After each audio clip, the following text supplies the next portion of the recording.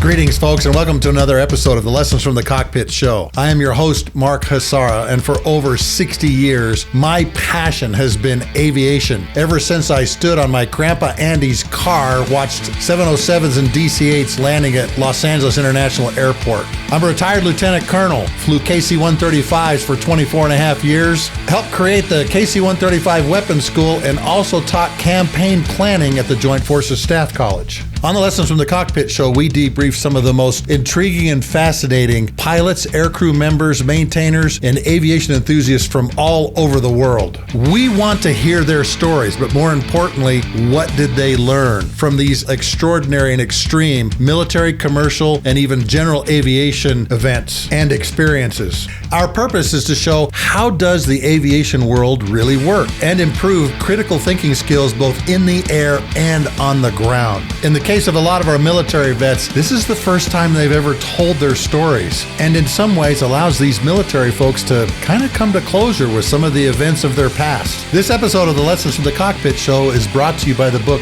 Tanker Pilot, Lessons from the Cockpit, found in all four formats on Amazon: hardback, softback, Kindle, and Audible. Just letting you know, the softback version has the 32 pictures in black and white, vice color. This book gives you a behind-the-scenes look at air refueling planning during 4 wars and a lot of contingency operations. A really great look at how air mobility works. This episode is also sponsored by Wall Pilot, custom aviation art for the walls of your home, office, or hangar. These are very detailed aircraft profiles of your favorite airplanes printed on vinyl, 4, 6, and 8 feet that you can peel off and stick to any flat surface. We also do custom work with your favorite airplane with your name, weapons load, unit number, tail number, whatever you want. Go by wallpilot.com and take a look at some of these great prints.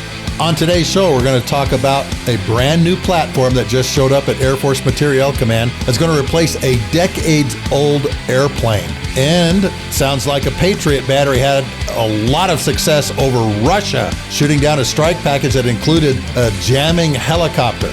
Grab an adult beverage of your choice, sit down, strap in, because today we're going to talk about the invisible battlefield of electronic warfare and look at some historical examples. After 4 decades, we have an airplane that's finally leaving the Air Force inventory. Matter of fact, the first ones have already gone to the boneyard. And of course, they needed replacing because they are critical to what we do in electronic warfare. Slow lumbering airplane, I've refueled many times. I've got a great picture from Desert Storm where I was in the back of the boom pod, laying down, watching us refuel this airplane. Doesn't take a whole lot of gas. It only took about 15,000 pounds. In this photo, you can see it's got massive amounts of antennas and wires all over it. And we were down low refueling this thing out over the desert in a air refueling airspace that was called PAM. And I remember looking down at this big gray lumbering airplane. I thought, what a contrast, because it's got all these sand dunes and everything behind it. Well, it needed replacing. And finally, it is. It's an Electron hijacker, and it has done a fabulous job in Yugoslavia and Haiti, Afghanistan, and Iraq, but it needs to be retired. The airplane I'm talking about is the EC-130H Compass Call. And back in August of last year, the Compass Call replacement showed up at Air Force Materiel Command. It's called the EC-37B Compass Call. It's based on the Gulfstream G550 airframe, and the Air Force is going to buy 10 of them. So they're going through their initial testing right now. There's another Air Force that flies this very type of G550 specialized mission Gulfstream jet. And what brought this to my attention was obviously the delivery of the airplane, but there's a lot of reports that are coming out right now that back in May of this year, apparently the Ukrainians have a Patriot battery or batteries, and they decided to put one up on their border with Russia. In May, I think like around the 13th, they had some incredible success with this Patriot battery. There's a video that has showed up on YouTube and some other places like Twitter, X, that shows the kill tally on the side of this Patriot system. And in one day, this Patriot battery shot down 5 Russian aircraft. And according to something that showed up on Twitter, it said it did it in 2 minutes. Shot down 5 aircraft in 2 minutes. 3 helicopters and 2 Su-30, Su-35 type aircraft. One of those helicopters was an Mi-8 jamming helicopter. The Russians have only 20 of these. They lost one during the attempted Wagner coup, and now they've lost another one apparently to this Patriot battery. I'm not going to go into the history of Patriots and what they can do. The scoreboard on the side of this Patriot command vehicle showed that not only has it shot down airplanes and helicopters, it has shot down cruise missiles, and in fact, it had the silhouette of 2 of the Russian hypersonic missiles that are dropped and shot off of the MiG-31 Foxhound. Just to give you an idea of how good Patriot really is, shooting down and taking out hypersonic missiles with the Patriot battery. But this news and the articles that I read got me thinking about electronic warfare. That's where I saw the EC-37 had showed up. Shortly after the EC-37B shows up in the fleet, Mark Kelly, the Air Combat Commander, says, we're going to change the designation. We're going to change it to EA-37, A standing for attack. So I'm going to take a few moments and just kind of tell you, what's this new airplane we have now, this executive jet? It's a G550 executive jet with cheeks and all kinds of antennas on it that now has the baseline Compass Call capabilities, but it also is software based. It's not based on boxes anymore. They can actually go in and change things really easy. It's what they call open system architecture. My grandfather, Grandpa Jeffrey, flew Gulfstream 2s. They are fabulous jets, beautiful airplanes. And as many of you know and have listened to the episode previous about my relationship with Rush Limbaugh and what he did for our family, I have spent a couple of rides in a G550, Gulfstream G550 executive jet. It is a gorgeous airplane. It has 2 Rolls-Royce engines, really great range, operates up in the high 40s, is pretty fast too, able to fly at speeds up to Mach 0.8. So this is a really fabulous airframe to be able to put this capability in. And this capability has been put in other aircraft like this. The Israeli Air Force has the same kind of specialized Gulfstream aircraft. So the G550 with its high Mach number, excellent range, it's not air refuelable like the EC-130Hs, the Hercs, but still it's got some legs to it. So choosing this airplane to put this capability in the systems, choosing the G550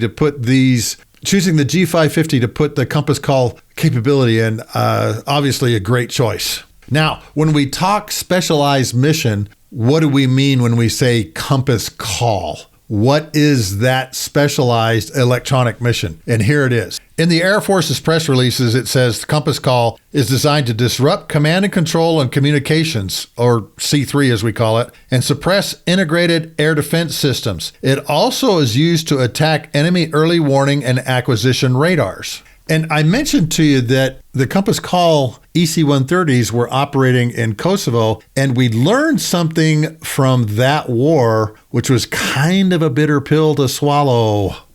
We learned from Kosovo, traditional intelligence, surveillance, and reconnaissance aircraft, they all worked really well, but everything was very stovepiped. And that was due to the closed network that we had for all of the different systems. The rivet joint, the AWACS, the E8 joint stars, all of the U-2 spy planes that were flying, all of that information had to go up a chain and through an approval process that was very restrictive. And here was the problem that created. It was very tough to find the mobile SAMs, and the system and network that we had during the Kosovo War was not productive for time-sensitive targeting, particularly for the mobile SA-6 gainful missiles that would literally pack up and move within hours. Here's an example of what I'm talking about. A U-2 spy plane that had the synthetic aperture radar nose on it, the ASAR's nose on it, found from its ground mapping capabilities an SA-6 site that was dug into some farmland. And it was in revetments. And I've had this video from YouTube on my TikTok page. You can go find it on Lieutenant Colonel Mark Hasara TikTok page. Well, they find this thing, and of course, all of this information has to go up a chain because it's got to go through all the stovepipes and all of the approval process before it makes it down to people that can analyze it, figure out, okay, this is what it is. And then they launched 2 F-15E Strike Eagles, what we call the Quick Reaction Strike package, that had the 2 Strike Eagles and, of course, 2 EA-6Bs, jamming airplanes. The EA-6Bs were there for not only electronic protection, but electronic attack, because they were carrying harms also. There's a really cool thing that EA-6s can do with the SA-6 sites that I can't go into here. Go in, they attack the site, they drop an AGM-130 TV-guided rocket-propelled 2,000-pound bomb. First one hits the control van, and you can see it actually go in the door and actually see the control panel inside the van. Second airplane swings around and actually hits the radar and takes it out. But all of that had to go through this really cumbersome system. And from the Kosovo War, we said, there's got to be better ways to do this. We got to figure out a better way to get this disruptive jamming and all of this information through the stovepipe faster.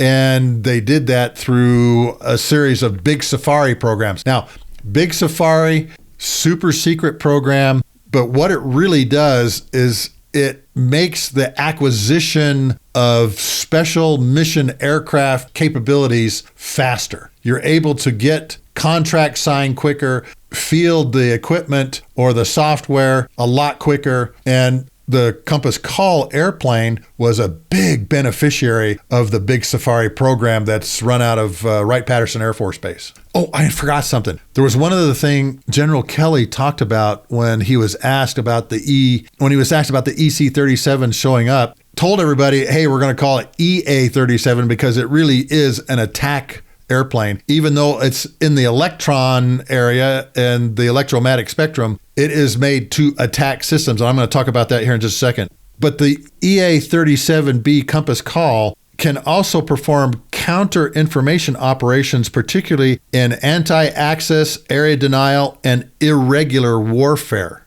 What does that mean? Anti-access means we can't get close enough to it because it's defended by some long-range SAMs, like say the S-300 or S-400 systems. Area denial, same kind of thing. You might have fighters that are defending it. And then I thought it was really interesting, irregular warfare. When you see irregular warfare, think special operations. The Compass Call is good at also supporting special operations forces like Delta Force, SEAL Team 6, and other special operators in the things that they do because of the type of mission it flies. But here's something else that General Kelly said during this interview. He said the new EA-37B capabilities will allow our aircraft and ships to get closer to the target area. He specifically said ships to the target area. That means this new Compass Call capability in the Gulfstream G550 airframe is going to be a joint service airplane, which it already has been with the EC-130, supporting special operations too. But I just found it interesting that General Kelly mentioned ships specifically. Allows aircraft and ships to get closer to the target area.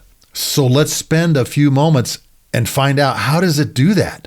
What is the Compass Call mission when you're talking about electronic warfare and two specific areas, electronic protection and electronic attack? Because now this airplane has the attack moniker associated with EA-37 G550 airframe. Because currently in the United States military, there's only 2 airplanes that have the EA designation for attack, electronic attack. That is the EA-37B Compass Call aircraft and the EA-18 Growler. But there's one other aircraft that is very important in this electronic attack group, and that is the F-16 Wild Weasel and its capabilities. which are really important to bringing down an integrated air defense system. And that's one of the historical things we're going to talk about. Gulfstream down at its Savannah plant has a special missions division. And the Israelis have two types of G550s that they use. The first one is called the G550 Conformal Airborne Early Warning, or CAEW version of this. You've seen pictures of this particular airplane. It's got the big cheeks on the fuselage, the big flat cheeks and a really bulbous nose. It looks like somebody punched it in the nose. And the tail has this big bulb on it. And on top of the vertical tail, it has a big data link antenna. The other version of the Special Mission G550 is called the Special Electronic Mission Aircraft, or SEMA aircraft. The Israeli Air Force has both versions in one squadron. The Italians and the Singapore Air Force are ordering both versions of these also. So it's not just the United States Air Force that is getting this EC-37 type of aircraft. Italy has also ordered some. Singapore has already taken delivery of a few of theirs. In the show notes below, I'm going to have the link for two really, really good articles that showed up in Air Force Technology. airforce-technology.com. The two articles talk about the Israeli Air Force attack on the Syrian nuclear reactor near Deir ez-Zor, Syria, on the night of September 6, 2007. And that's one of the historical examples we're going to talk about here in just a moment. You really need to go read these two articles because they're really good, and they really allow you to kind of put the camel's nose under the tent. It talks about two programs that really make up the Compass Call mission. And as I mentioned, these are all Big Safari programs. Big Safari, you've heard of the name. What they do is a series of projects emphasizing the integration of intelligence, surveillance, and reconnaissance aircraft, space assets, and information operations to defeat threats in special concern areas like electromagnetic spectrum. The first of these articles on Israelis' operation outside the box to go and destroy this nuclear reactor that the North Koreans were helping build along the Euphrates River north of Deir ez-Zor. The first article talks about network-centric collaborative targeting, or NCCT. And what NCCT is a network of sensors that collaborate in determining the location of a target with minimal human interaction. We used to do this with people poring over reports and looking at pictures and reconnaissance photos, all those kinds of things. And network-centric collaborative targeting does all of that automatically. This goes back to one of these lessons from Kosovo. The intelligence, surveillance, reconnaissance, or ISR functions, they really were the titanium cylinders of excellence. All of our sensors are gathering all of this information, and sometimes a lot of it, but it had a human in the system. And NCCT makes it more automated. And it does it by connecting all of these titanium cylinders of excellence and reduces the cumbersome process of sifting through all of the intelligence information. It takes the human out of the loop and does it automatically. Think of network-centric collaborative targeting as like the brain focusing the eyeball on a certain location, like the source of some electron or a sound that the central nervous system, through all of its sensors, sees, hears, knows, and it forces the eyeball to focus in on the location. Once two or three of these other sensors are looking, hearing, analyzing those electrons, the network-centric collaborative targeting, or NCCT, calculates the location sometimes within less than 100 feet. And it's even capable of picking up weak signals. And by weak signals, I'm talking cell phones.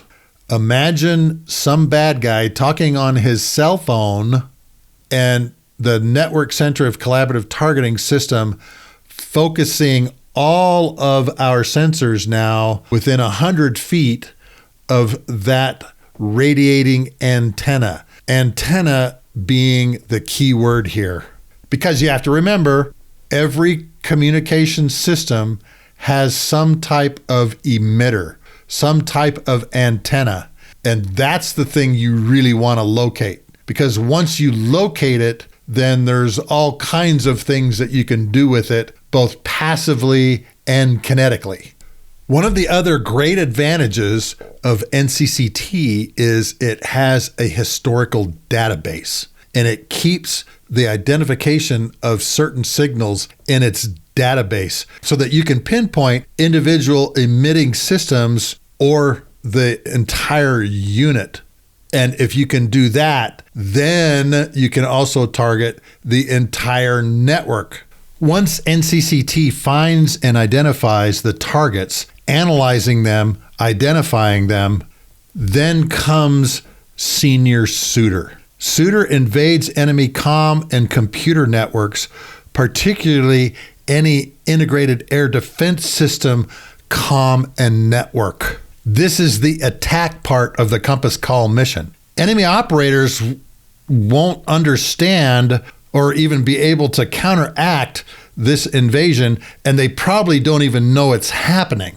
Suitor pinpoints the actual antennas and their locations, and then sends all of that information into our operator's system, and we beam electronic pulses, read viruses, into the antenna, which corrupts or hijacks the processing system of the network of the antennas or the system. And this gives operators false information and corrupts the physical picture on their radar screens and in their command and control networks of what they're actually looking at.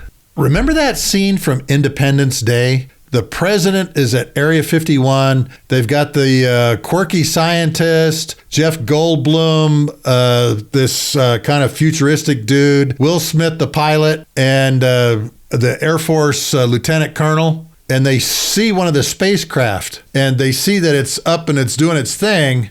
Jeff Goldblum says, go put this Coke can on it. The Air Force colonel takes out his pistol and shoots it. And remember, the force field actually deflects the bullets away from the can. Jeff Goldblum then goes down to his computer, does something on the keyboard, tells the Air Force lieutenant colonel, okay, do it now. And he shoots the can off because the force field doesn't come up. President of the United States says, well, what'd you do? He says, I gave it a virus. That's what the Senior Suitor system is. That's the best analogy that I can give you. It's giving a virus to the antennas, the networks, this integrated air defense system, doing it from the air. That's what Senior Suitor is all about. Many of you are probably out there going, wait a minute, he's sharing information, shouldn't be sharing. This all comes from these two articles on Air Force Technology website that you can read as open source. So all of this is open source, folks. I'm not sharing anything classified. Aviation Week and Space Technology actually let the cat out of the bag when the Israeli Air Force went in and bombed this nuclear reactor anyway. They wrote a whole bunch of articles on this. And that's about the same time these two Air Force Technology articles showed up on the web also. So you don't need to send anybody to the house, OSI or anything. This is all open source that I'm telling you. Once the Senior Suitor operators inside the Compass Call aircraft hijack an air defense system network, it goes one more step. And that is the Senior Suitor operators from the Compass Call can control the enemy radars from inside the EC-130H and now the EA-37B. According to these two articles, it says those operators can now take control of the radar beam and they can control the radar antenna. One of the big problems we had in Desert Storm, as many of you have known and have read, was the Scud missile hunt. Well, guess what?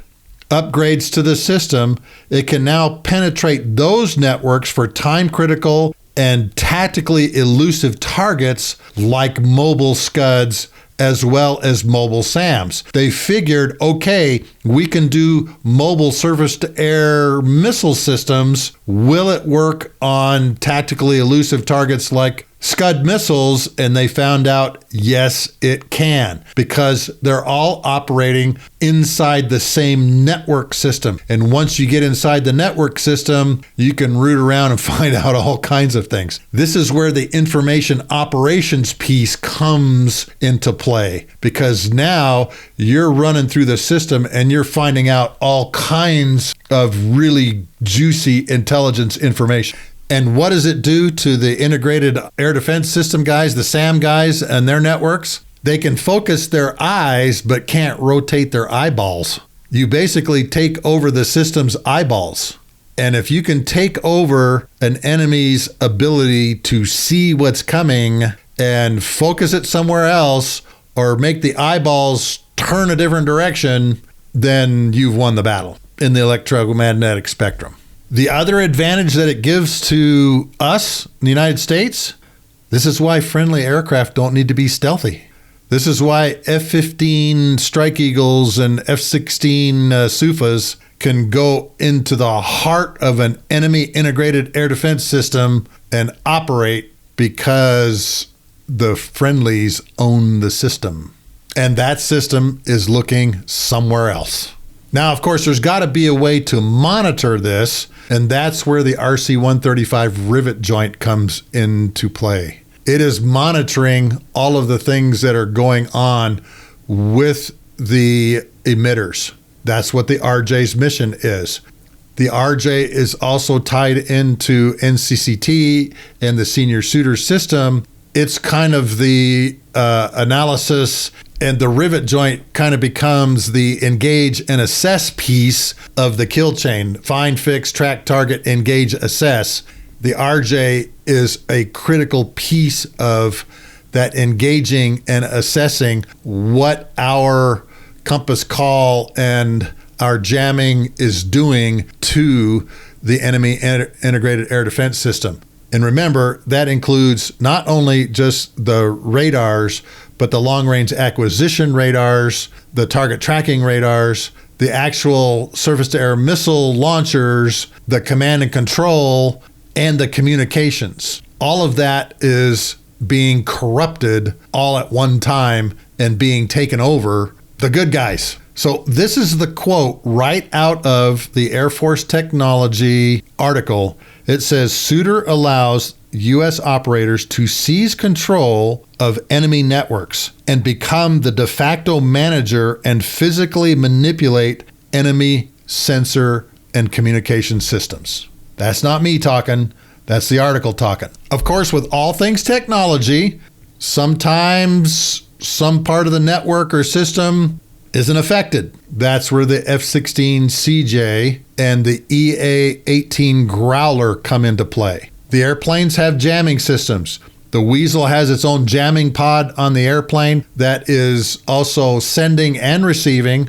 The Growler has got sensors and jamming pods on it that are sending information and receiving information, as well as jamming it. But the one thing both the Weasel and the Growler have is the high-speed anti-radiation missile, the AGM-88 HARM. That's the kinetic kill portion of this. Go find the paper written by Colonel John Warden that's called The Enemy as a System, where he makes the analogy of enemy systems and equates that to parts of the human body. That's exactly what we're talking about here. Being able to take over the heart, the lungs, the communication systems, everything, the central nervous system. And that article that John Warden wrote called The Enemy as a System is a really, really good primer for this. And I'll link to that also down below. So these three articles I'll have in the show notes below. And please go read these things because they're really well written.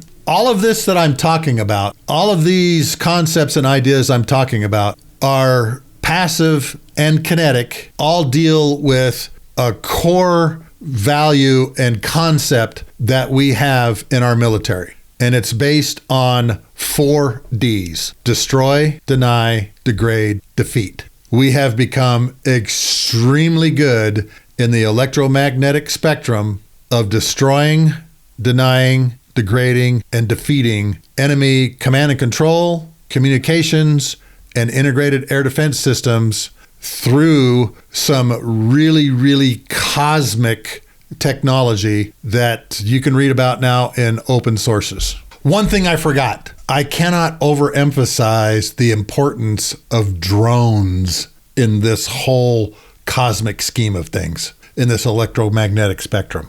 Drones have now become an integral part of being able to corrupt and disrupt, destroy, deny, degrade, defeat enemy communications, command and control, and integrated air defense systems. Please remember, I'm not just talking about land-based integrated air defense systems. For instance, the Chinese system.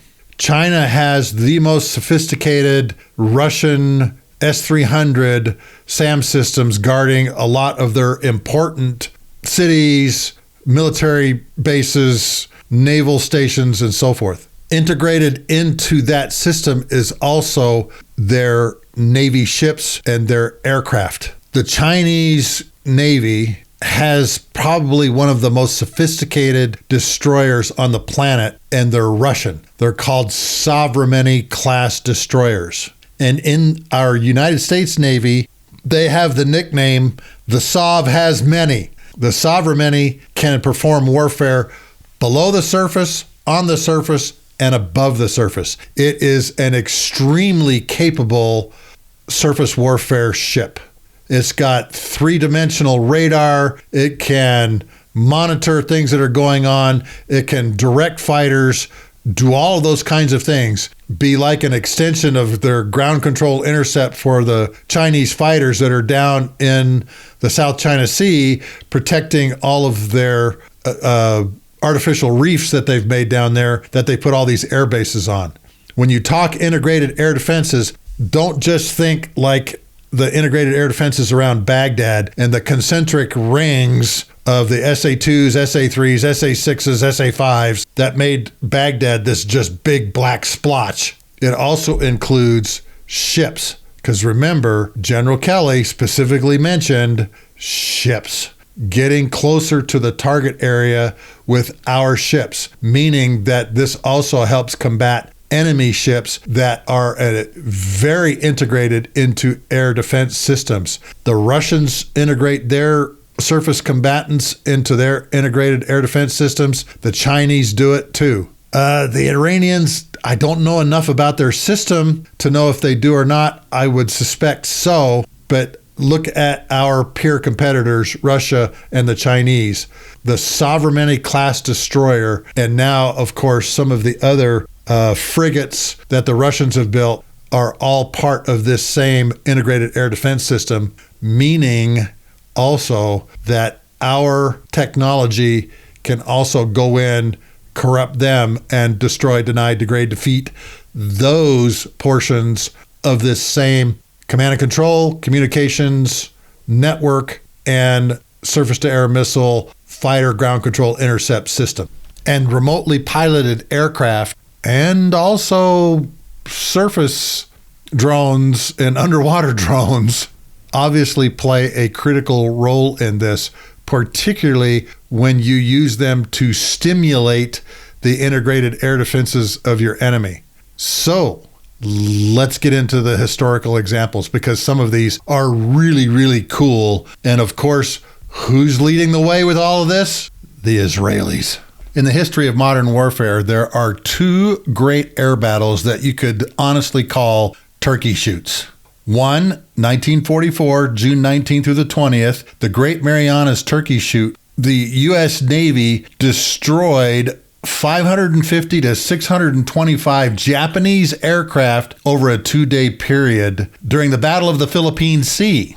The second turkey shoot took part 38 years later in the same month, June, specifically the 9th of June, 1982.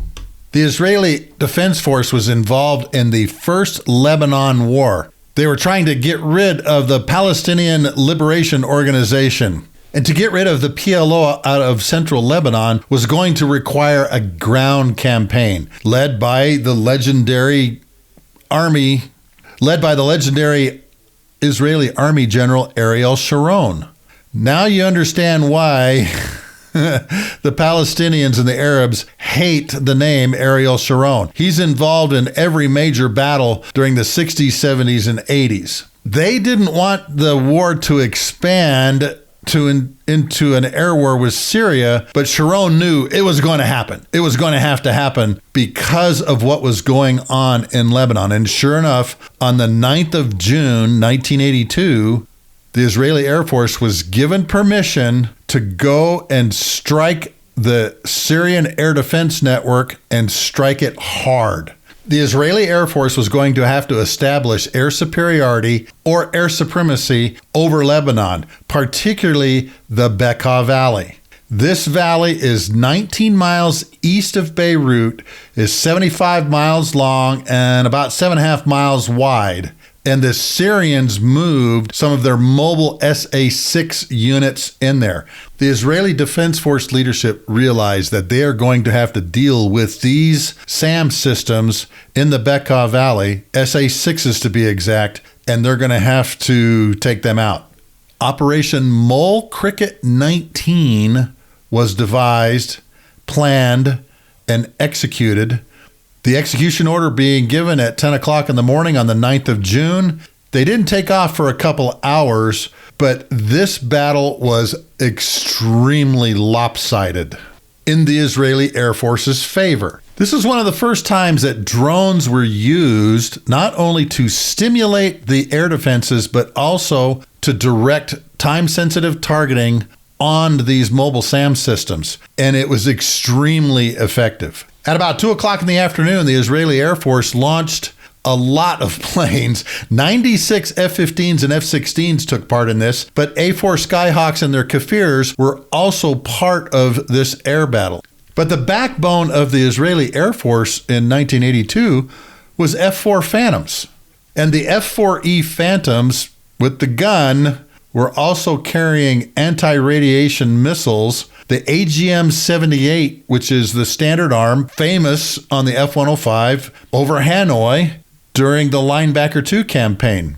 They were also carrying GBU-15 TV-guided 2,000-pound bombs. And this massive strike package was being supported by jamming airplanes and their E-2C Hawkeye airborne early warning airplanes. The Syrians were using the classic Soviet model of ground control intercept. Very tight control over the fighters and the SAM sites. And the Israelis knew this. So they were able to attack and comm jam all of the C2 and communications links to the Syrian SAM sites and to their fighters, because they launched 100 of their fighter aircraft out of the Syrian Air Force to go and fight in this air battle over the Bekka Valley.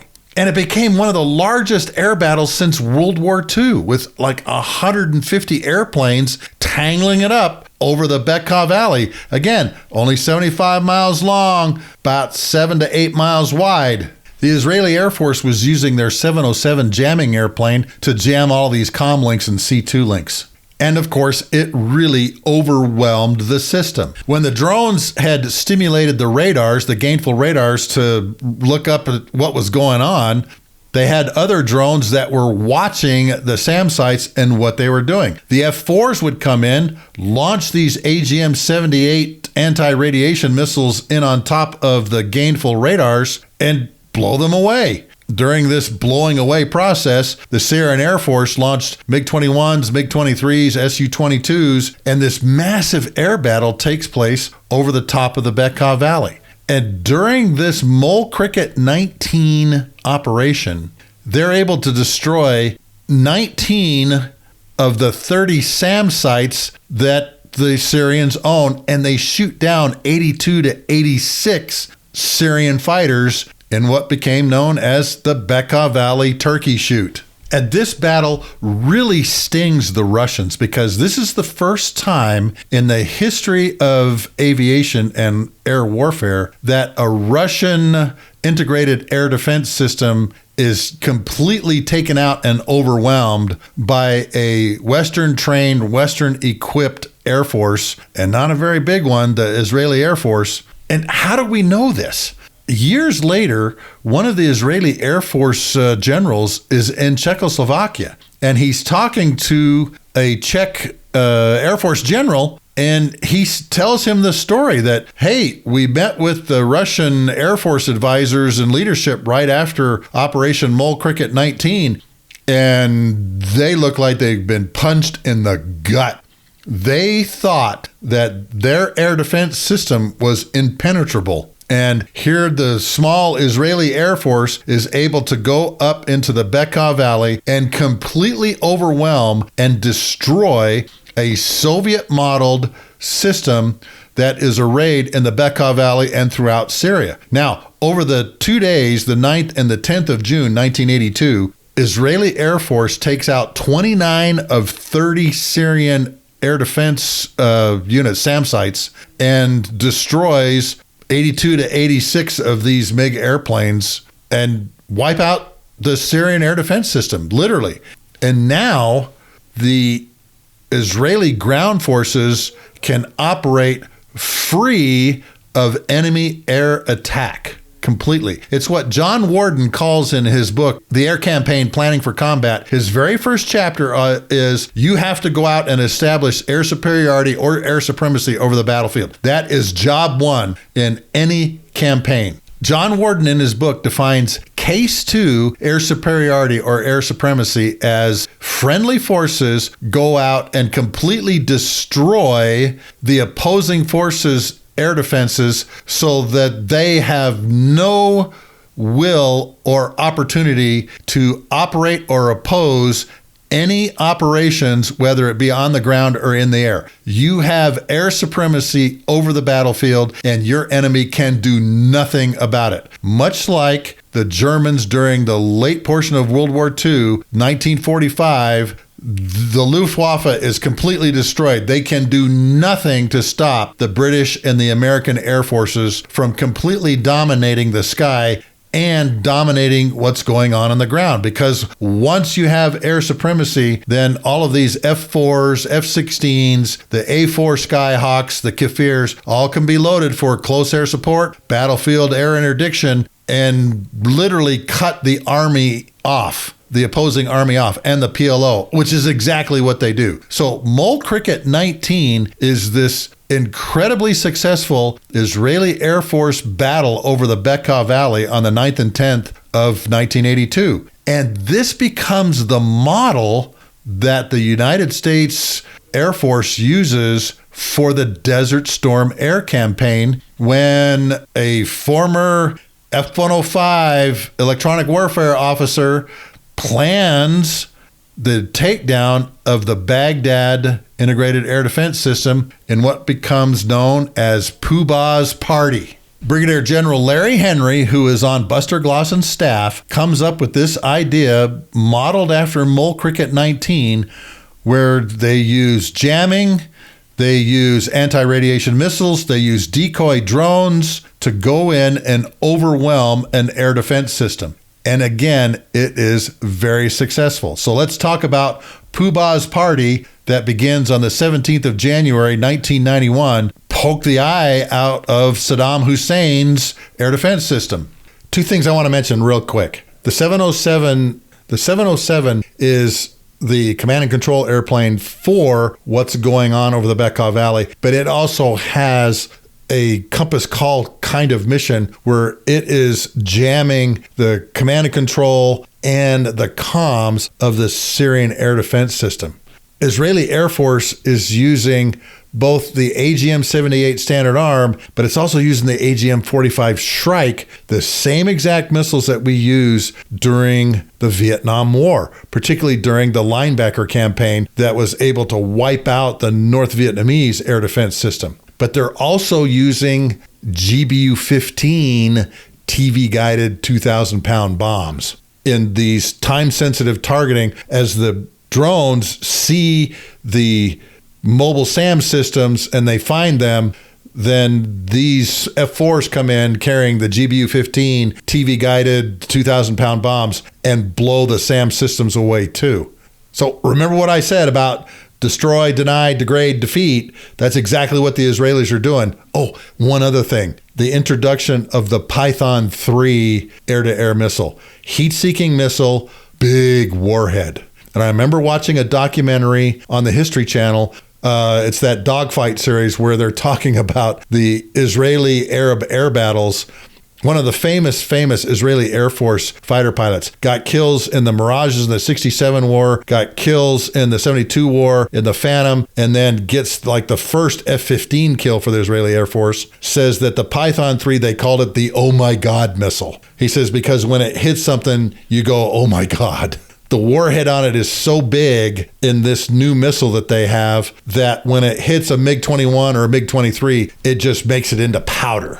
And this missile is their standard air-to-air heat-seeking missile for a very long time until they come up with the Python 4. And their Python 4, another great missile, great off-bore sight capability. There's a lot of characteristics of the Python 4 air-to-air missile that the Israelis use that we put into our AIM-9X. We modeled into our AIM-9X. So I wanted to get that out. They're using non-lethal, lethal means to destroy all these SAM sites, to take out all of these radars, and to destroy all of these MiGs and Syrian Air Force airplanes over this little small valley, 75 miles long by 7 or 8 miles wide. I mean, can you imagine 150 airplanes over an area like that? I mean, it's just incredible what the Israeli Air Force pulled off in this 2-day Mole Cricket 19 operation.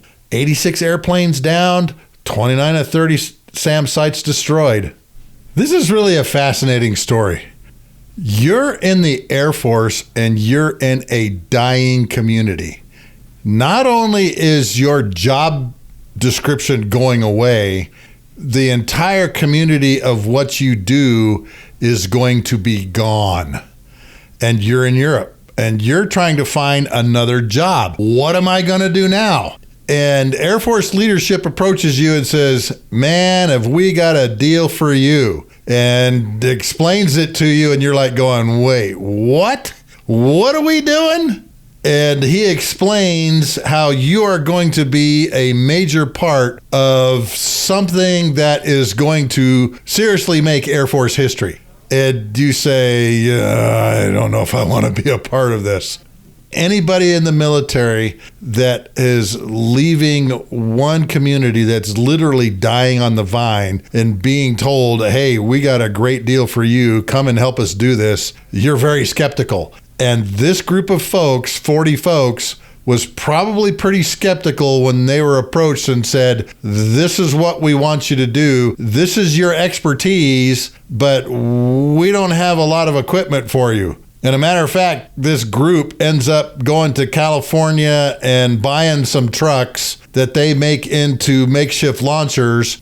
They actually buy toolkits and tool cribs from Sears and deploy with those, and end up going to a military surplus store to buy a lot of their uniforms and equipment that they need in order to be able to go and perform this one really important mission that's probably going to be over with in less than 72 hours once they deploy. And on top of all of this, you're given kind of a mean nickname. As a matter of fact, the word mean is in your nickname. Scathe mean. I can probably walk up to just about anybody on a street corner and say, all warfare is based on blank. And just about everybody would be able to come up with the answer.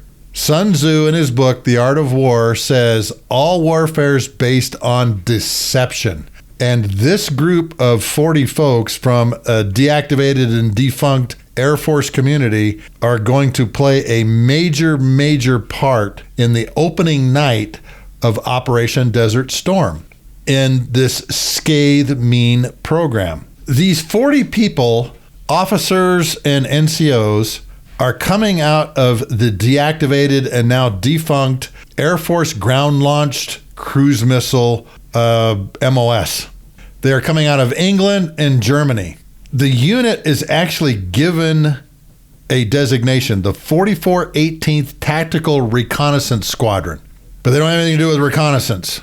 They're actually given 44 BQM-74 drones, and they make 2 launchers that have 6 rails on them, and they fashion them, I guess, on these trucks with these tools that they get out of Sears while wearing this war surplus uniforms in Saudi Arabia. And they're put right up on the border, and they have the distinction of being one of the first groups of people that are going to fire these BQM-74 drones into Baghdad. And their job is part of the big deception plan of what has become known as Poobah's Party. Brigadier General Larry Henry, his call sign is Poobah. He is a famous electronic warfare officer in the United States Air Force, still alive. I got to meet him in Sumter, South Carolina, and I talked to him about this. But he creates the integrated air defense takedown of Baghdad, of Iraq. And this is a joint IADS takedown with the Navy involved, the Air Force involved. And those of you that have read my book, my first chapter is called Drinks for Poobah's Party, because I'm refueling the F-4G Wild Weasels that are going in to fire harms as part of Poobah's Party. And as you read about this IADS takedown, Larry Henry kind of models his Poobah's Party and the IADS takedown of Baghdad after Mole Cricket 19. He uses these scathed mean 44 18th Tactical Reconnaissance Squadron BQM-74s to stimulate the integrated air defenses of Baghdad. Get the target tracking radars of the SA-2s, 3s, 6s, get them up looking so that the F-4G Wild Weasels and the F-18s coming from the Red Sea carriers can fire their high-speed anti-radiation missiles into Baghdad and take out the radars. And these BQM-74 drones are used as bait for the first wave and particularly in the second wave. This Baghdad IADS takedown is, of course, really successful. And they basically poke the eyes out of Saddam's integrated air defense system in the opening night. 38 of these 44 BQM-74 drones are launched in the first night. The Navy launches 141 tactical air launch decoys off of the A6s and A7s that also go in and stimulate the air defense network. And one of the things that we had done prior to the opening night is we had done what was called critical node analysis. What we'd do is F-15s or F-4G Wild Weasels would make this really fast run at the Saudi-Iraq border. And of course, a lot of the radars would come up and the air defense operators are talking on the links and all the command and control and comms and everything. The network is all up because they think, oh, okay, here they come. And the RC-135, C-130 Compass Call, the Wild Weasels, and all of the intelligence apparatuses, space-based also, would gather intelligence on it. Who's talking to who? Where's the important pieces of the network? What are the sector operations centers doing? So this critical node analysis that goes on prior to the war really helps us take this thing down. But there's one other piece to this I learned about much later on when I did a senior paper on the IADS takedown of Baghdad for a political science class. The Navy had done something really smart. All of the data and information that was gathered from all of these intelligence collection sources, the RJ, the Navy had their E-3 whales, the P-3s, all of the U-2 spy planes, everything, all of these intelligence assets were feeding information into the Office of Naval Intelligence SPEAR division. SPEAR stands for Strike Projection Evaluation and Anti-Air Research Division of ONI. What SPEAR does, they have naval aviators working side by side with intelligence folks and they come up with these incredible reports from an operator's perspective and from an intelligence analysis perspective on how an integrated air defense systems is going to work. And they did it for the Kari, as it was called, Kari, which is Iraq and French spelled backwards. They did it on Saddam's Kari system, and that report was superb. Doing this critical node analysis, sending airplanes up to the border and the system kind of being stimulated, we got a really good picture of who was talking to who, meaning here's the network, who's on the network, who's got the hammer on command and control, who's talking to who on what frequency, and also their decision-making cycle, how they went through the decision of launching SAMs, shooting guns, all those kinds of things, and who those people were in the leadership chain were potential targets, obviously, for the first night of the war. Larry Henry took all of this information and went to some of the Weasel folks and Intel folks armed with this report, from what I understand, and created Poobah's party. Here's what would happen. All of these drones would be launched toward Baghdad that were stimulating the integrated air defense system, thinking, okay, here they come, and it's drones. And some of these drones were circling around Baghdad. Some of these were flying up to Baghdad. And of course, on the radar screens, it looks like, okay, here they come. Now that the network is active, the Compass Call comes in and they have the first baselines of some of this network attack and suitor systems that are going to hijack the system. Plus, all of these tactical air launch decoys that are intermixed in with the drones, and the HARM missiles that are fired go up to the 40,000 feet, hang out and wait for some poor radar to come on and zoom in on it at like Mach 3. That was the opening night plan called Poobah's Party, and it worked very well. The EA-6B Prowlers and the EF-111s were jamming the acquisition radars. Wild Weasels and the A7s and A6s were firing HARMs into the system. And if I remember right, there's 112 AGM-88 HARM missiles airborne at one time in the first, 5 to 10 minutes of the opening night of Operation Desert Storm. That's a lot of missiles to be in the air, particularly when you think they're carrying 600 quarter-inch tungsten steel cubes in every missile. And they're just waiting for the radars to turn on and come in and take them out. Plus the jamming that's going on. The jamming of the command and control links so that the leaders can't talk. The jamming of the comm links so that the individual SAM sites and the fighters can't talk to each other. And all of this spoofing that's going on with the jammers putting noise and false targets and everything into the system just overwhelmed the Iraqi Kari system, so that Saddam's eyes went out on the very first night. Now, over the period of the next day or two, there was still some more work to go on. There's still SAMs being launched, through the rest of the Desert Storm air campaign until finally one day they say, there's no operating radars up there anymore. And we're able to establish air supremacy, much like Mole Cricket 19. They shoot down 40 plus Iraqi fighters. All of the radars have been taken out. The sector operations centers were the very first targets being hit by the F-117s on the opening night. Those sector operations centers is where all the leadership for the different sectors of the integrated air defense system are living and working, and there's 2,000-pound bunker buster bombs going through those bunkers. The Compass Call is jamming.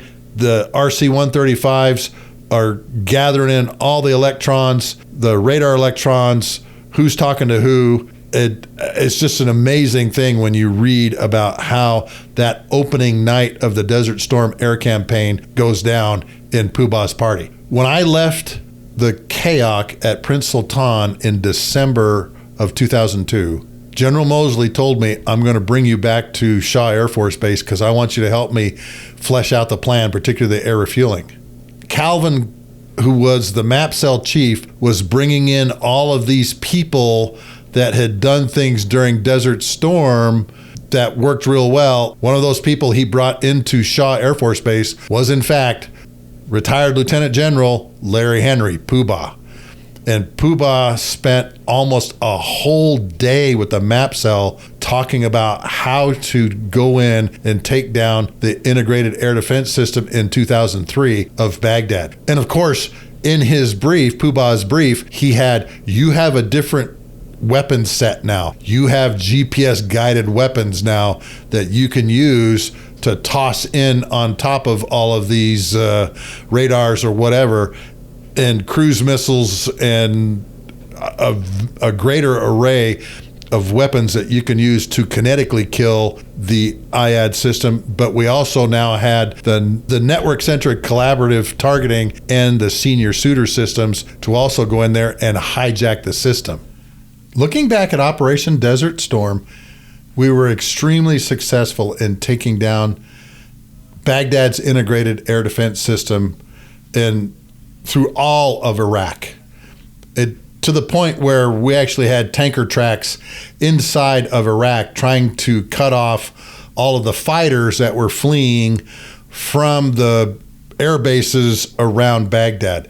There was a lot of these Iraqi fighter planes trying to make it to Iran. And as you go back and you look at destroy, deny, degrade, defeat, from electronic attack point of view, we were able to hijack his system. From the electronic attack perspective of destroy, deny, degrade, defeat, we were able to use kinetic and non-kinetic means to disrupt his communications, disrupt the radar beams, or just outright destroy any radar that came up. From electronic support and protection point of view for destroy, deny, degrade, defeat, again, the compass call is there, jamming the radar systems, jamming the communication systems, and sending these evasive information into the network, showing false targets, not only the drone false targets, but also electronic false targets. And all of it was working really, really well. Well, one other thing showed up during the first Gulf War that we spent a lot of resources on that was very difficult to destroy, deny, degrade, and defeat using electronic support, attack, and protection measures. And that was the whole Scud battle. How do we stop short range, medium range, long range ballistic missiles? Can it be done at the tactical level? Can it be done at the operational level? And the Patriot missile system, there's a whole bunch of stuff out there about how successful or unsuccessful Patriot was and how successful and unsuccessful our whole anti-Scud campaign was. And we came home thinking we got to figure out a way to be able to get into the network and find these Scud ballistic missile launchers and put the hurt on them. Because Saddam, being smart, used his destroy, deny, degrade, defeat methods to waste our resources on this Scud hunt. There was a lot of reports and analysis and intelligence when I got home from Desert Storm that I began reading on counter-ballistic missile campaigns. How in the world are we going to knock back the anti-Scud mobile ballistic missile target set?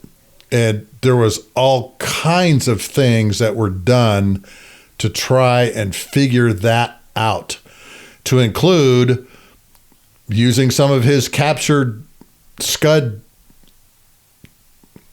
to include using some of his captured transporter electro launchers for Scuds that we brought home that we'd acquired over there. I say acquired, stole, whatever. And we were able to replicate that system out at the Nellis Range and kind of figure that out.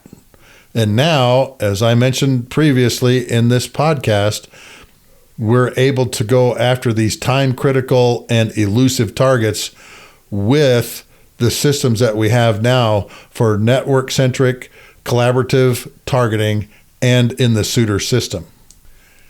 Fast forward to the Iraqi invasion, shock and awe campaign of March, April of 2003.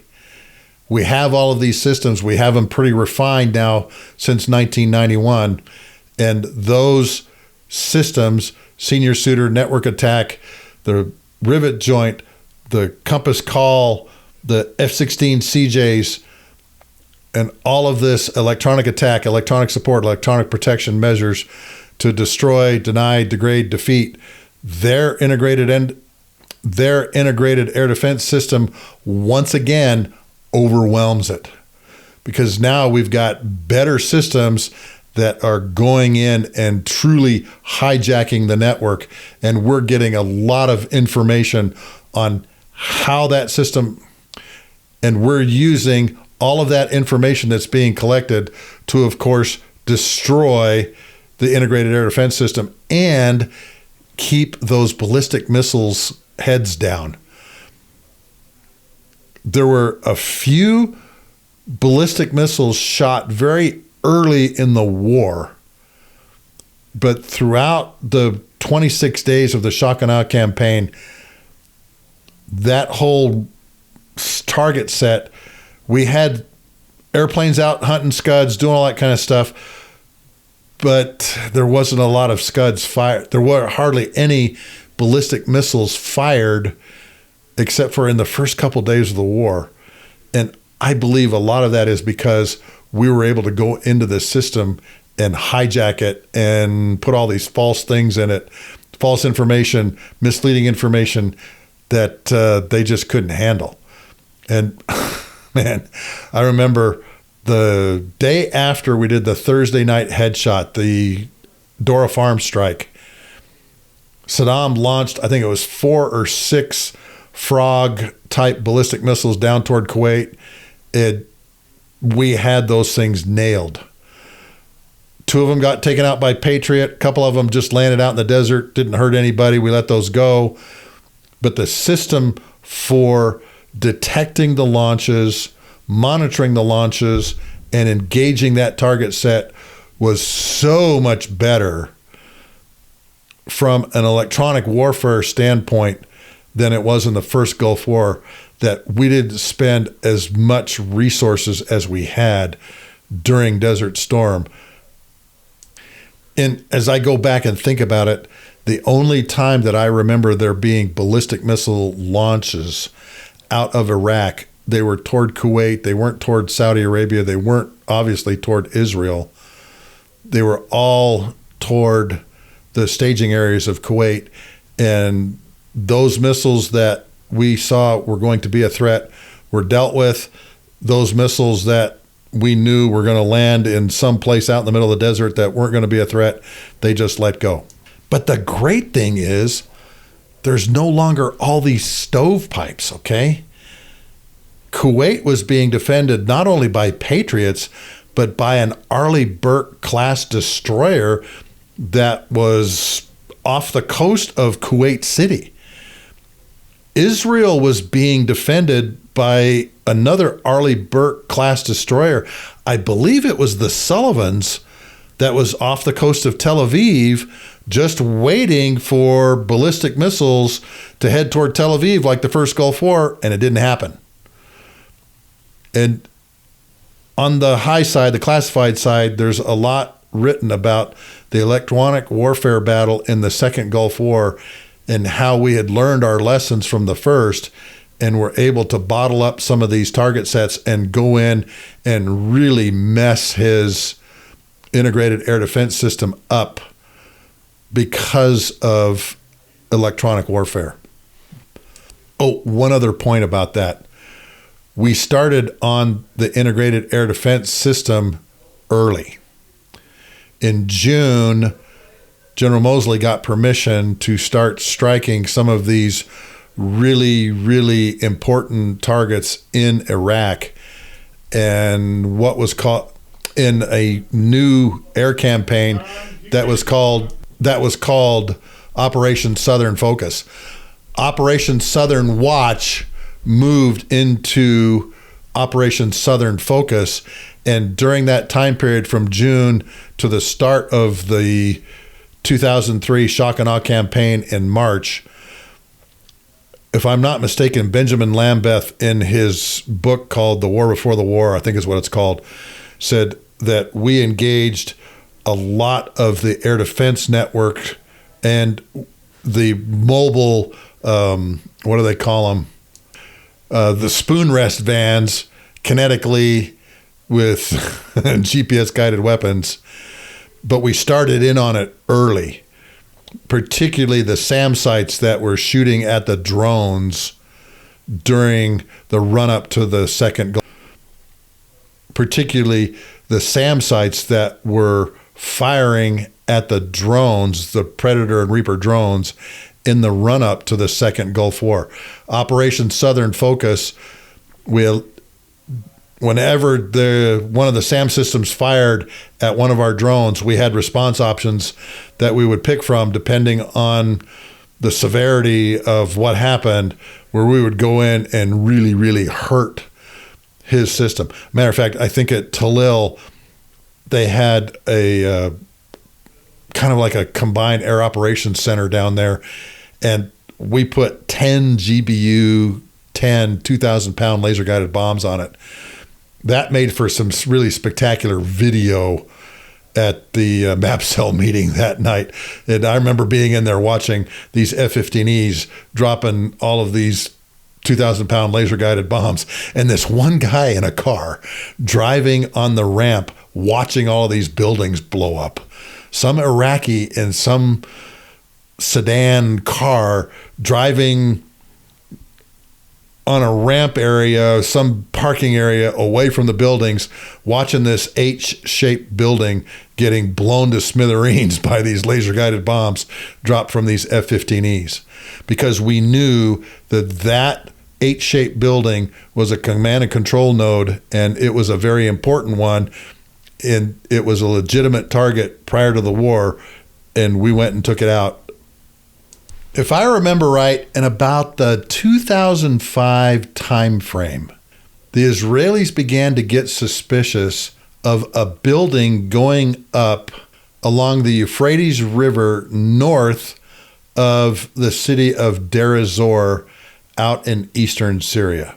And they're kind of looking at this going, okay, what is this? What's going on here? And they had their special forces folks go out there trying to figure out what it was.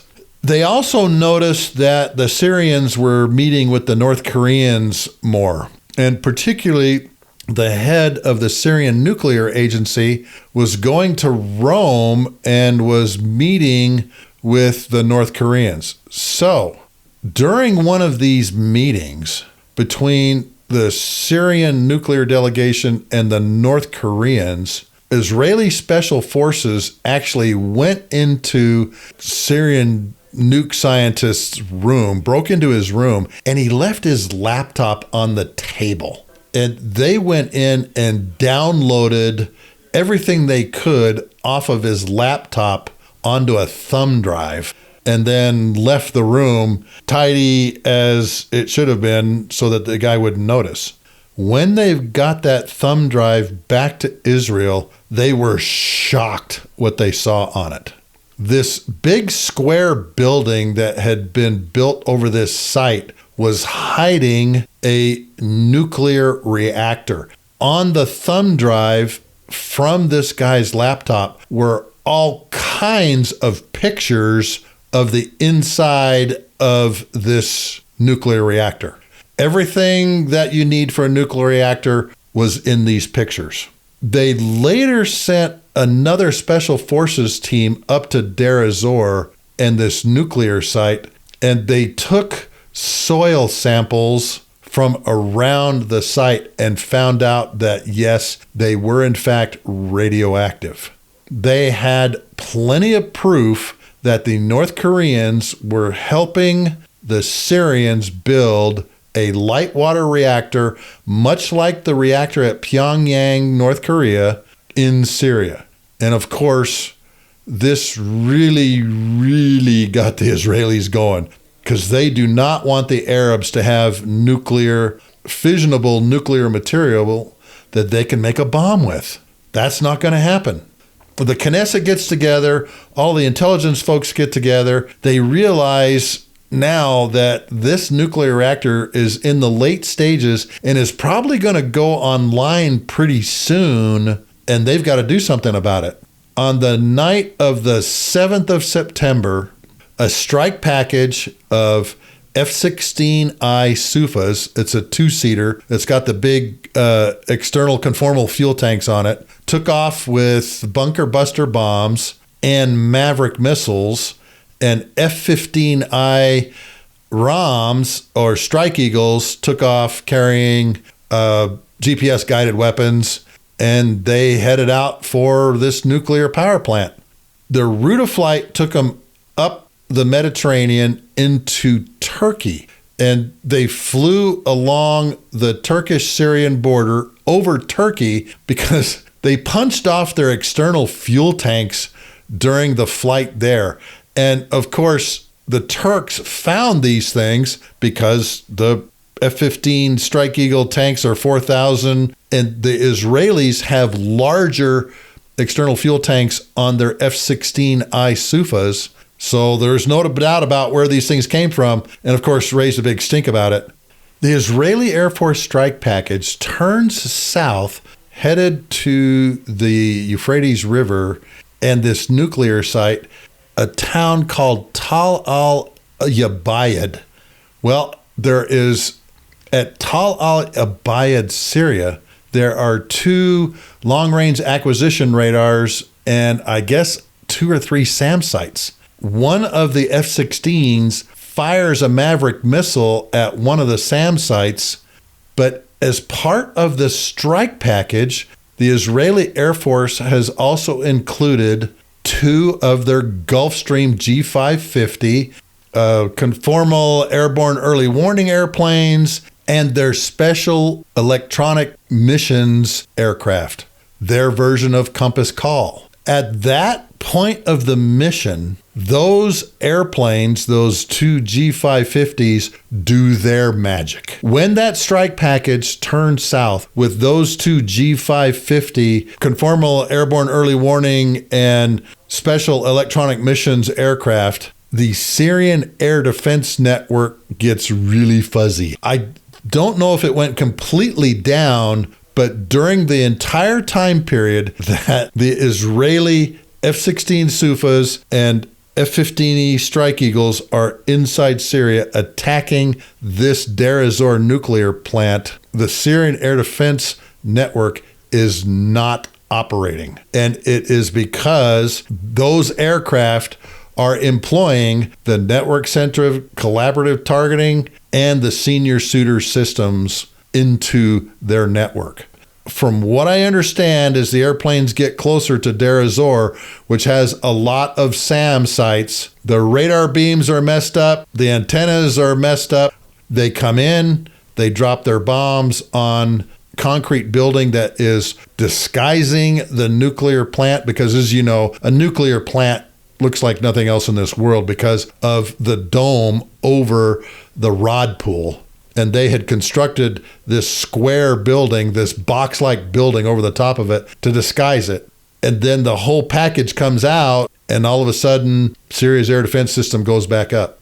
The Israelis have placed a special forces team at the site and are using their lasers to spot the building, and they subsequently get picked up a day or two later, capitalizing on the lessons learned, obviously, from the Second Gulf War, because you know we shared information from that war with the Israelis on how network-centric collaborative targeting, our network attack, and our senior suitor system did. The Israelis go in with non-stealthy airplanes into a pretty sophisticated Russian air defense system, and that Russian air defense system cannot function. And during the entire time that the strike package is inside Syria, the Syrian air defense network cannot see it. If you go to Wikipedia and you put in there Operation Outside the Box, go down to all the footnotes. Aviation Week and Space Technology, Der Spiegel magazine, and of course the two articles that I have from airforcetechnology.com were part of this analysis. All of these things came out shortly after the airstrike.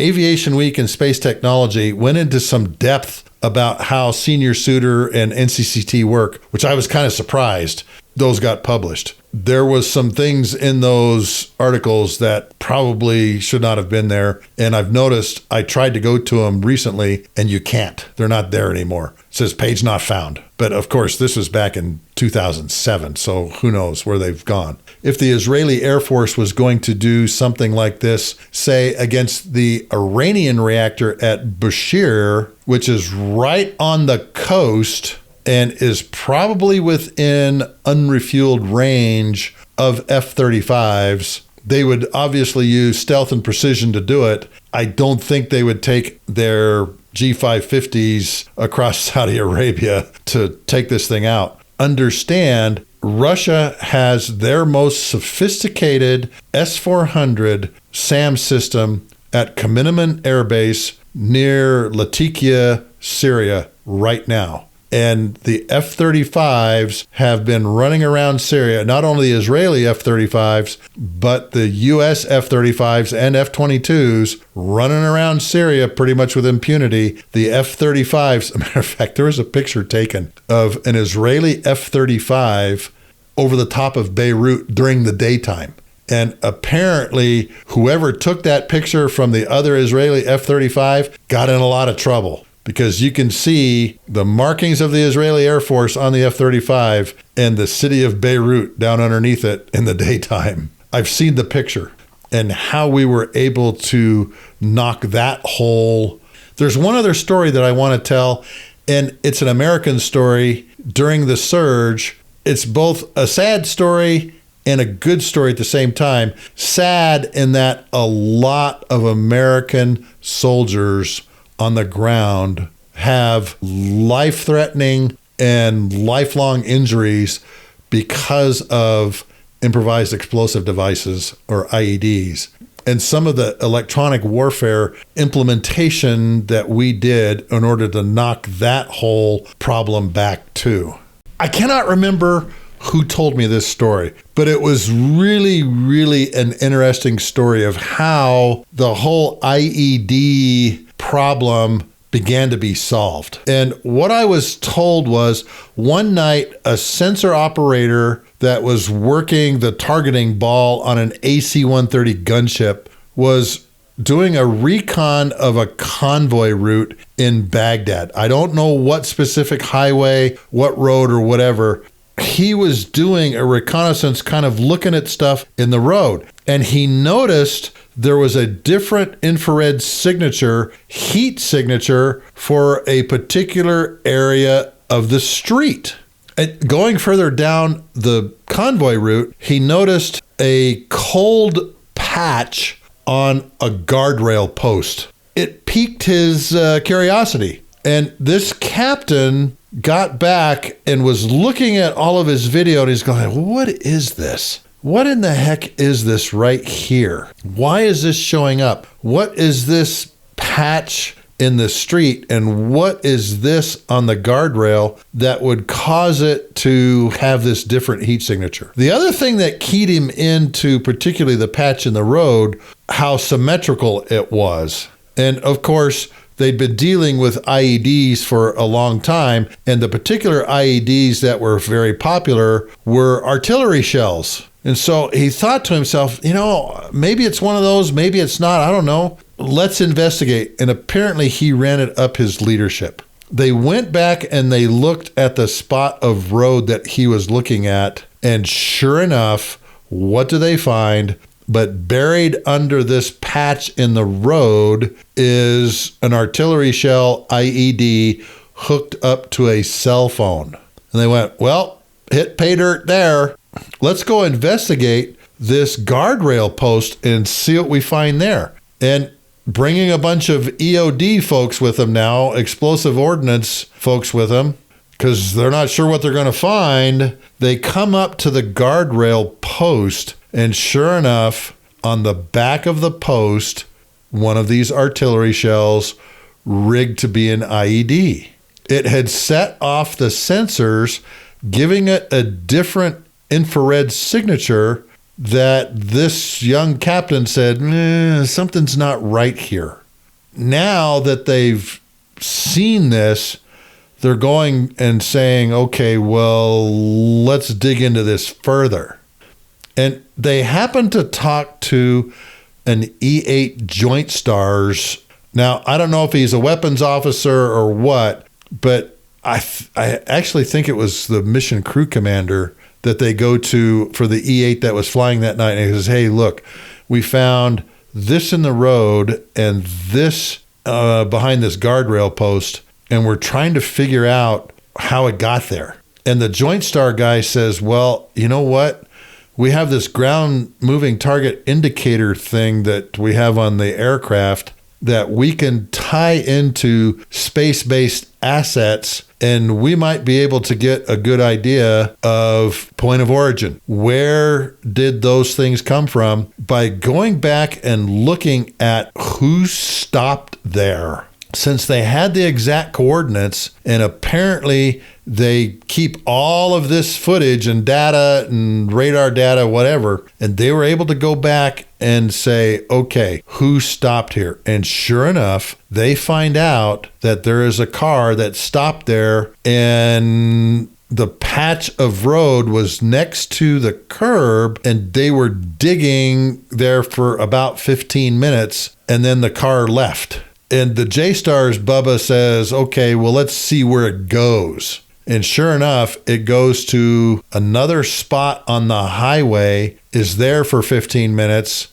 gets back in the car, goes to another place about 20 minutes away, and they realize this guy's planting bombs. They go back and they go, okay, well, what about the guardrail? And the E8 Joint Stars Bubbas go, oh, well, let's see what we can find here. And sure enough, they find a vehicle that stops next to that guardrail with people getting out, apparently, and they're doing something there because the car's parked there for a while, and then it leaves. And it's on, if I remember right, it's on the same day that the AC-130 sensor operator finds that different infrared signature on that guard post. They go back and look at other data, particularly space-based data, other full motion video, possibly from the Predator or the Reaper. You never know. Maybe they were overhead and saw this vehicle stuck there. But one of the big things from the E8 Joint Stars is they're able to find the point of origin of where the car came from,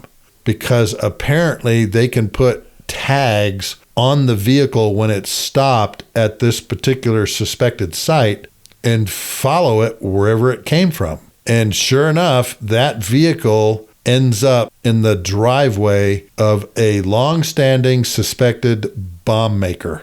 And now they know, okay, this is who this person is. All of these improvised explosive devices have cell phones. Remember earlier in this episode, I said that the system will pick up weak signals like cell phones. And they're able to go back and look at the cell phone data and say, okay, by triangulating from the cell phone towers, maybe we can figure out who it was, what number it is, and maybe tag that phone, which they do. They realize, okay, the cell phones are what's setting these things off. How can we either jam the towers or jam the individual cell phones so that these bombs don't go off? There's a system that's created on the vehicles. And of course, these are mine-resistant vehicles that are up-armored, doing all kinds of things. But many of you have probably seen pictures of them that they have this panel on a pole out in front of the vehicle. That panel is the jamming system for the cell phones. And as they are going down the road, that system will jam the cell phones that are trying to trigger the IEDs. Now, they put all of this together somehow, and there's more intelligence involved that I'm not going to go into because, again, I can't remember who told me this story, and the person went into some detail about what was going on. But once they are able to put all of this together on finding those infrared spots that were different, using the J-STARS ground moving target indicator radar and marking the vehicles, and then putting these jammers that jam the cell phone towers and the signals on the MRAP vehicles, improvised explosive device injuries and deaths went way down.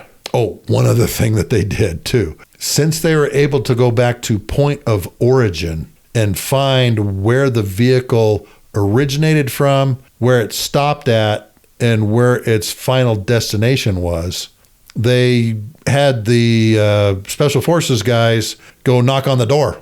And when they went and knocked on the door, obviously there were some real surprises there. And the Compass Call, from what I understand, was providing them electronic support and protection by making sure that particular cell phone number was still at that location. All of you know that your cell phone has a location function on it. Some people have it turned off, some people keep it on, and apparently some of these folks that were planning these IEDs left the location function on, and they were able to track them that way. When they were able to put all of this together, they were able to focus our interdiction of not only these IEDs, but rounding up the folks that were doing it. The injuries and deaths from IEDs dropped significantly, is what this person told me. I wish I could remember who it was. And I'm sure there was a lot of very surprised bomb makers who, in the middle of the night, had some of the SEAL Team 6 bubbas show up at their door and say, you can come with us or not. We prefer not. And of course, using electronic protection, electronic support measures by creating this jamming system on the MRAP vehicles that would jam the signals or the towers. I don't remember which, or if it does both. I guess you could Google it. That particular weapon used against American and coalition forces, the incidence of injury and death went way down, particularly where you had these explosive form projectiles that were coming up through the floor of the Humvees, the MRAPs, and other vehicles from these explosions. And some of these explosions, if you go on YouTube and look up IED explosions or you search for IED explosions, there's some really, really spectacular ones. And again, it's just some young captain asking a question. Hey, what is that? Why is that there? Why is it doing what it's doing? And then from that, being able to create a system that negates the effects of a weapon used against our forces. Electronic warfare is one of those areas, boy, you could talk for hours. There are so many stories and so many things that have been done in electronic warfare. You know, I looked up in Wikipedia and electronic warfare. It said that the very first use of electronic warfare was in the Boer War in the 1880s and early 1900s. The British would bounce a light off of clouds in Morse code to troops in other areas, and the Boers took a searchlight and would actually drown out that Morse code bouncing light off of the clouds. That was the very first use of electronic warfare on a battlefield, according to Wikipedia. I really appreciate you listening and downloading this episode, and previous episodes of the Lessons from the Cockpit Show, which can be found on my website at markhasara.com. Just to let you know, we're working on a new website just for the Lessons from the Cockpit Show. All 73 and future episodes will be found on the Lessons from the Cockpit website. This episode of the Lessons from the Cockpit Show is supported financially by the book Tanker Pilot, Lessons from the Cockpit, found in all 4 formats on Amazon: hardback, softback, Kindle, and Audible. The softback version has the 32 pictures in black and white. Fair warning. Audible and Kindle have an extra file that download when you download the book that has all 32 pictures in color with the captions. Our show is also financially supported by Wall Pilot, custom aviation art for the walls of your home, office, or hangar. These are extremely detailed profile graphics of famous airplanes from World War II all the way up to 5th gen fighters, exhaustively researched, that are printed on vinyl in 4, 6, and 8 foot lengths. We did a 30-footer for one customer, and these can be put on any flat surface, and we found out, yes, they are in fact waterproof. So please go by wallpilot.com, look at the 138 ready-to-print profiles that are there, or send us a note and say, hey, I want a custom F-15E with my name on it, this tail number, this weapons load from this squadron, and we can do it for you. If you want to see some interesting videos, go by the Lieutenant Colonel Mark Hasara TikTok page. I now have 154,000 followers and I think over 75 million views with just 30 to 45 second videos that I commentate on. Some of them are pretty cool, some of them are pretty funny too. One last announcement. Sometime after the 1st of the year, very close to the 1st of January, we will be going to audio and video on the Lessons from the Cockpit Show. The Mark Hasara YouTube channel is where you'll go to find that. I'll also put up some other YouTube videos live, and we will also have a subscription area for that. I'm not calling it a subscription. I'm not calling it Patreon. I'm actually going to call it the All Ranks Club. We're even going to have a coin that you can purchase, because during my live shows, I'm going to do coin checks just like we would in a bar. We're also going to be selling some of these Wall Pilot profiles in 7-inch stickers that you can collect and frame. Folks, I really appreciate you swinging by and listening to the Lessons from the Cockpit Show. I wish all of you a happy holiday season and all of the best for your families. I'm going to be doing shows through the holidays, probably every other week for the next little while, but I do appreciate you coming by and downloading the show. Thanks for listening. Have a great weekend. Please tune in 2 weeks for another episode of the Lessons from the Cockpit Show.